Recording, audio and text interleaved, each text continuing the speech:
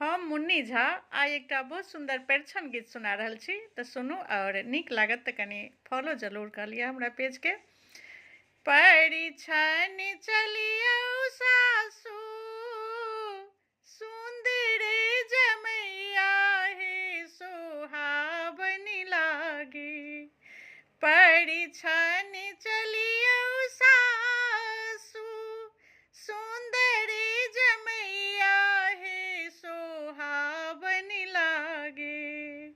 सुंदरी डली बालियन सजाई हे सोहाबनी लागे।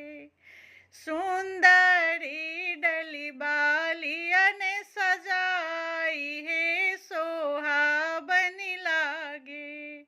चानन काजरी लाए डली बा सजाबू हे सोहाबनी लागे।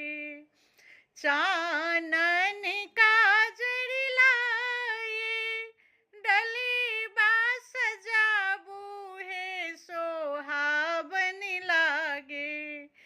मानिकले सुप्रहलाद हे सोहाबनी लागे। मानिकले सुप्रहलाद हे सोहाबनी लागे। देरी जूनी करियौ सासु देरी जूनी करियौ सासु परिछन चलियौ हे सोहाबनी लागे।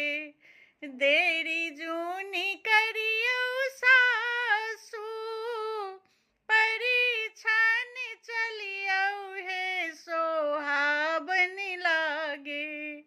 ठाढ़ी छथिन सुंदरी जमाई ठाढ़ी छथिन सुंदरी जमाई हे सोहाबनी लागे।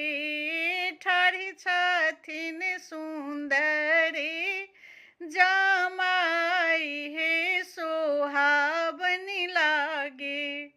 परिछन चलियौ सासु सुंदरी जमाई हे सोहाबनी लागे। ठाढ़ी छथिन सुंदरी जमाई हे सोहाबनी लागे। कनी नीक लागत तऽ कनी सपोर्ट जरूर कर दियो और कनी हमरा पेज के फॉलो कर लिया। हम अपना मिथिला के पारंपरिक लोकगीत गाबै छियै तऽ कनी सपोर्ट करियो सब गोटा और कनी कमेंट लाइक सेहो कऽ देबै।